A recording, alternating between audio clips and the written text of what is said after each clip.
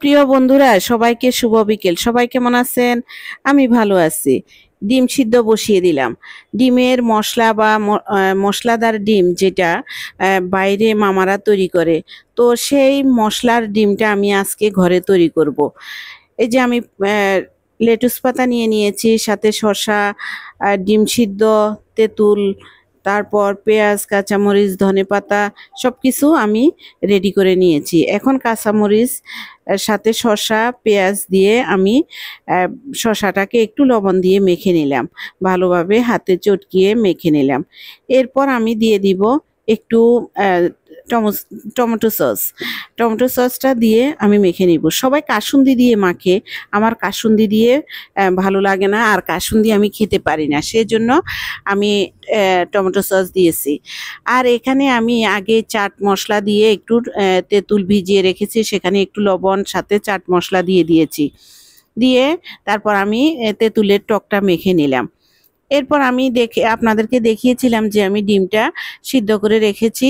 এখন আমি সেই ডিমটা আপনাদেরকে দেখাবো। আর সাথে একটু ম্যাগি মশলাও দিয়ে নিলাম। আমার যে মশলাটা তৈরি করেছি, শসা, কাঁচামরিচ, ধনেপাতা, সাথে একটু আমি টমেটোও দিয়ে দিয়েছি। তো সেখানে আমি একটু ম্যাজিক মশলা, ম্যাগি ম্যাজিক মশলা, সেটা আমি একত্র করে নিয়েছি। তো আমি আবার হাতে ভালোভাবে মেখে নিলাম। আমার ডিমগুলো একদম পারফেক্টলি মামারা যেভাবে সিদ্ধ করে বাইরে ডিমের মশলা তৈরি করে, সেই মামাদের মতো আমি হাফ বয়েল করেছি, ভিতরে কুসুমটা কাঁচা থাকে আর কি। তো আমি প্লেটে এই যে সাজিয়ে নিচ্ছি।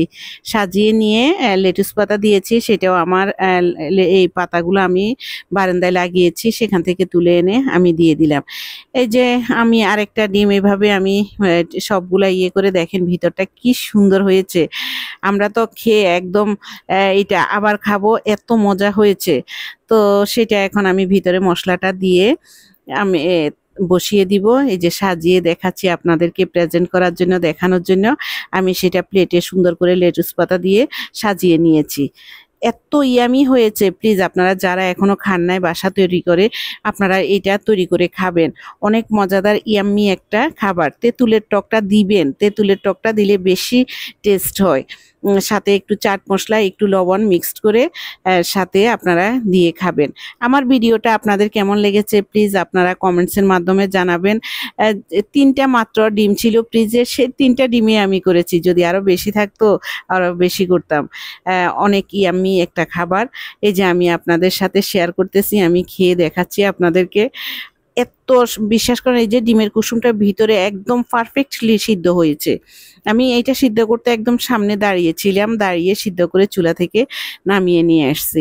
আপনারাও খাবেন বাসায় তৈরি করে। আমার ভিডিওটা পুরো দেখবেন, লাইক কমেন্টস করবেন, সাথে থাকবেন। আজকে এই পর্যন্ত। সবাই ভালো থাকেন, সুস্থ থাকেন। টাটা।